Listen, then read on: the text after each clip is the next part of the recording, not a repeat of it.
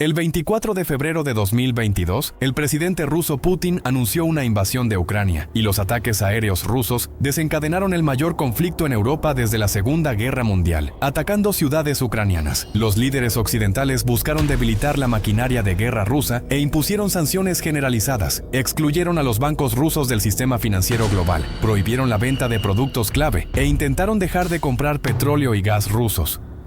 Los responsables políticos y los analistas predijeron que la economía colapsaría y que la guerra terminaría pronto. Pero estaban equivocados. Han pasado 2 años y el colapso tan esperado no ha ocurrido. De hecho, Rusia estaba en auge en ese momento, mientras Europa estaba en caos. Sin embargo, los buenos tiempos pueden no durar mucho.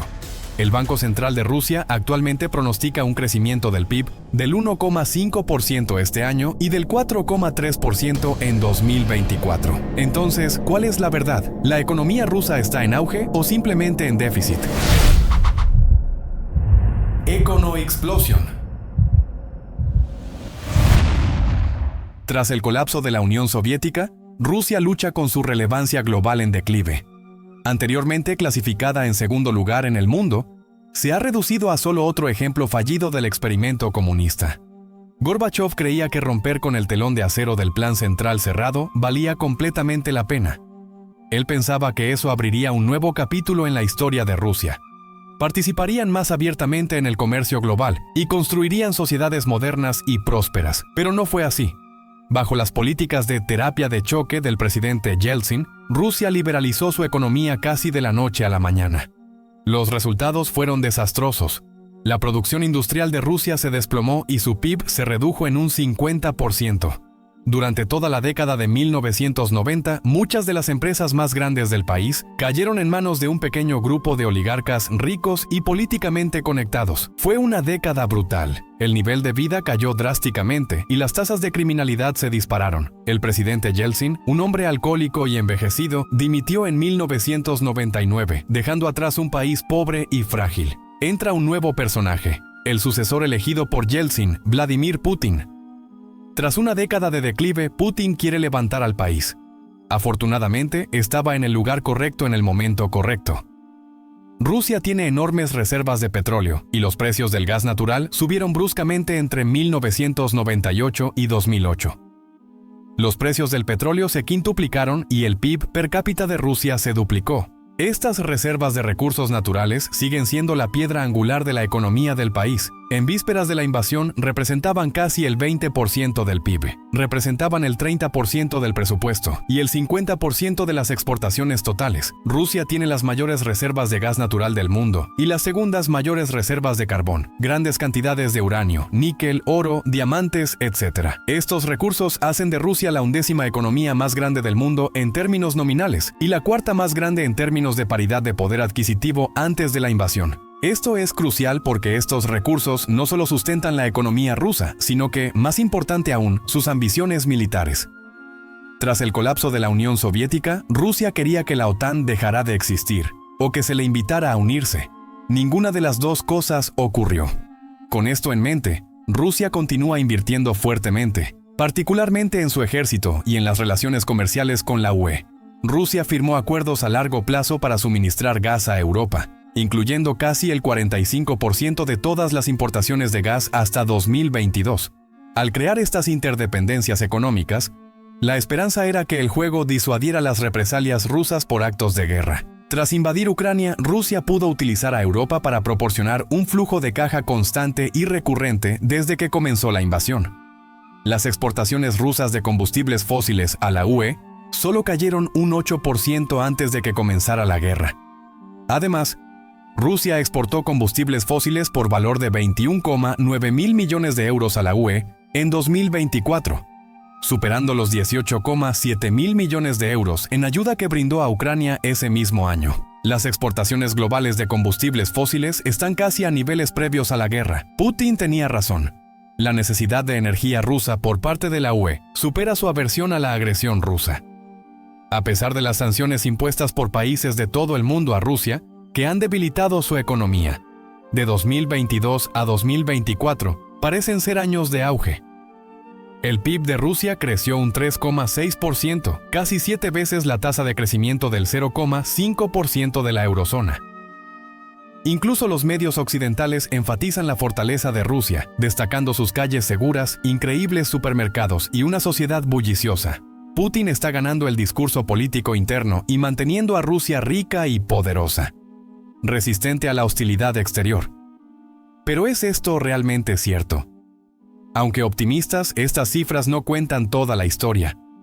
Reformulemos esto. Cuando Putin envió tropas a Ucrania, pensó que sería algo breve pero decisivo. Su objetivo era simple: destituir al presidente Zelensky y al resto del gobierno pro-occidental del país, reemplazarlos por un régimen pro-Moscú, devolver a Ucrania a la esfera de influencia rusa y evitar que Ucrania se uniera a la Unión Europea y a la OTAN. De hecho, creía que su operación militar especial sería tan efectiva que las tropas rusas incluso llevaron uniformes para celebrar un desfile por las calles de Kiev para festejar la victoria. Ya lo había hecho antes. En 2008 envió tropas a Georgia, otra ex república soviética, y logró tomar grandes ciudades e instalar un gobierno separatista respaldado por Moscú. El gobierno de Tiflis no pudo responder, mientras gran parte del mundo miró hacia otro lado. En 2014 incluso envió tropas a la provincia ocupada de Crimea, en el sur de Ucrania, y tomó el control de la región sin mucha oposición internacional. ¿El resultado? Rusia salió ilesa. 4 años después organizó la Copa del Mundo. Pero esta vez es diferente.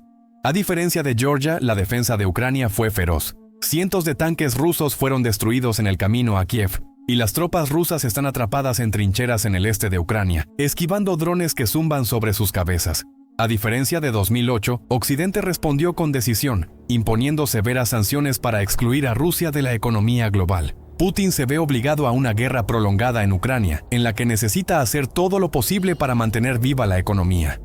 Primero, el Banco Central de Rusia intervino para evitar el colapso del rublo, elevando su tasa de política al 20% inmediatamente después de la invasión, lo que alentó a los inversores a mantener la moneda y revirtió su caída. Más importante aún, el gobierno inyectó dinero en la economía para financiar la guerra, y el complejo militar industrial de Rusia también comenzó a moverse agresivamente. El gasto militar se disparó un 64% en el primer año de la guerra, y ha seguido aumentando desde entonces. El gasto público total ha aumentado más del 50% desde que comenzó la guerra. El gobierno también ordenó a los bancos que proporcionaran préstamos a los sectores de defensa e industrial a tasas impositivas preferenciales. Desde mediados de 2022, la deuda corporativa en Rusia ha aumentado un 71%. Las fábricas aumentaron la producción y ampliaron instalaciones para fabricar balas, proyectiles de artillería, orugas de tanques y más. Esto, a su vez, impulsa el desarrollo económico. Si cualquier país hiciera lo que hizo Rusia, eso llevaría a la prosperidad económica. Esto plantea la pregunta: ¿por qué no lo hacen?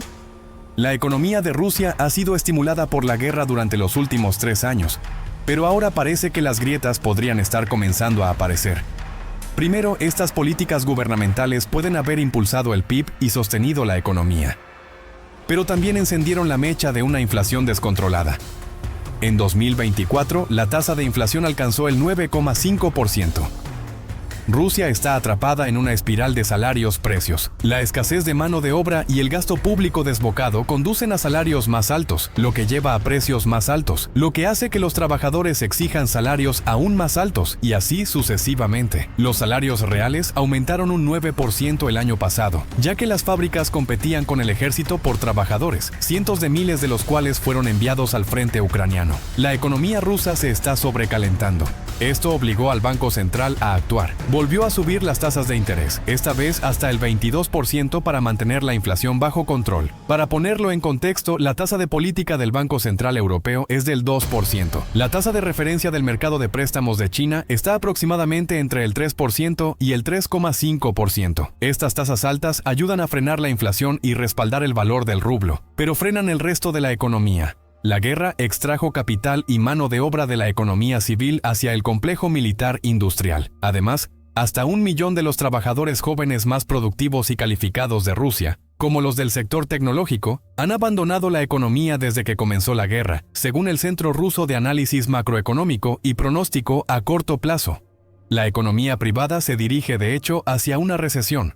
La producción industrial fuera de los sectores de defensa e industrias relacionadas cayó un 1,6% en el primer trimestre de este año.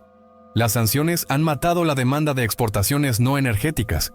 Las altas tasas de interés desincentivan a individuos y empresas a pedir préstamos e invertir. A medida que el gobierno aumenta el gasto en defensa y trabajadores calificados, las empresas se ven obligadas a pagar salarios más altos, reduciendo aún más los márgenes de ganancia. La maquinaria de guerra está operando a máxima capacidad, pero hay poco margen para el crecimiento, mientras que la economía civil está en retroceso. Por ejemplo, este gráfico del Banco de Finlandia muestra que la producción rusa de vehículos motorizados y electrodomésticos cayó aproximadamente un 30% entre 2021 y 2024. Otras industrias también experimentaron un fuerte descenso. La conclusión es clara. Rusia está destinando toda su mano de obra y dinero al esfuerzo bélico, así como a otros sectores económicos. Las temperaturas están cayendo en una congelación profunda. Muy pronto creamos una comunidad discordante. Aquí puedes enviar ideas, hacernos preguntas e incluso debatir con nosotros. Es gratis y puedes encontrar el enlace en la descripción. Ahora volvamos al video. Ahora podrías argumentar, ¿a quién le importa? Rusia tiene abundantes recursos naturales y una gran cantidad de compradores confiables. Lo que dices es básicamente correcto. El aumento de los ingresos por petróleo y gas ha ayudado a mantener la economía en funcionamiento, a pesar de las sanciones. Primero, como se mencionó anteriormente, incluso los críticos más abiertos de Putin respecto a la invasión se han visto incapaces de desvincularse por completo del petróleo y gas rusos. Pero, más importante aún, Rusia ha logrado eludir las sanciones y los topes de precios al encontrar muchos compradores dispuestos para su petróleo y gas con descuento. Especialmente India y China, con las importaciones de crudo ruso por parte de India multiplicándose por 10 desde que comenzó la guerra, y China siendo ahora el mayor comprador de petróleo ruso. Rusia también es la mayor fuente de crudo de China, con 108.5 millones de toneladas compradas en 2024. Esto, combinado con un aumento correspondiente en los precios globales de la energía, provocó que los ingresos por exportación de combustibles fósiles de Rusia se dispararan un 34%. En el primer año de la guerra, las pérdidas totales ascendieron a 407.000 millones de dólares. Estos ingresos por petróleo y gas han sido un salvavidas vital para el Kremlin. Mientras se siga produciendo petróleo, el país puede seguir funcionando. Pero, ¿qué pasa si bajan los precios del petróleo?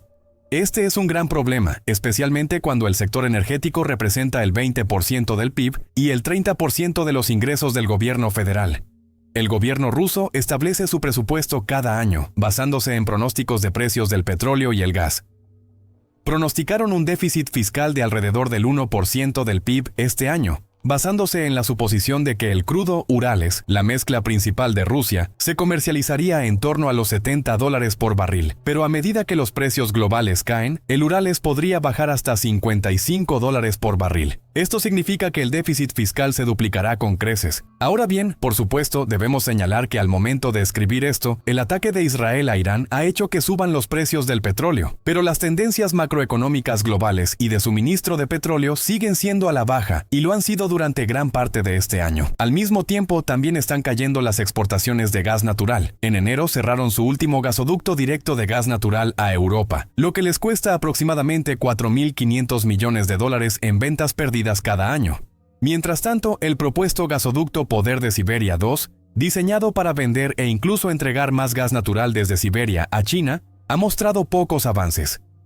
Rusia no se va a quebrar de la noche a la mañana. El Fondo Nacional de Riqueza del país aún tiene el músculo para intervenir y compensar la caída de ingresos por petróleo y gas, pero eso dificultará que el gobierno revierta una desaceleración que ya ha comenzado en otras partes de la economía. Pero incluso los fondos nacionales de riqueza tienen problemas.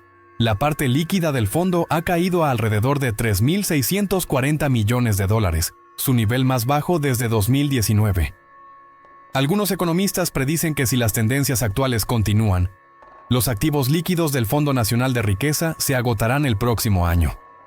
Sin un Fondo Nacional de Riqueza, Rusia no podrá cubrir los déficits y deudas federales. En resumen, la máquina de hacer dinero del Kremlin se está quedando sin gasolina. Podrías hacer la pregunta inevitable, ¿qué significa esto para Putin? ¿Cómo cambiará la guerra en Ucrania? No cambiará mucho a corto plazo. Moscú tiene las herramientas y los recursos para sobrevivir, y Putin sigue comprometido a ganar la guerra en Ucrania, casi a toda costa. Así que, aunque el crecimiento económico de Rusia pueda desacelerarse este año, el crecimiento equilibrado no es su principal prioridad. Pero a largo plazo, el futuro de Rusia no es optimista. Hasta ahora, la economía en crecimiento le ha permitido a Putin mantenerse en el poder. Gran parte del apoyo del pueblo ruso a la guerra se basa en el hecho de que la economía ha estado funcionando bien hasta ahora y los salarios han aumentado. Una desaceleración económica prolongada podría cambiar eso. Putin, por su parte, construyó su imagen y aprobación pública sobre la estabilidad. A medida que mejoraban los niveles de vida, esa fachada finalmente comenzó a resquebrajarse. Ahora sigue explorando con nosotros los giros inesperados de la política y la economía. Déjanos tu opinión en los comentarios. Nos vemos pronto. Econo Explosion.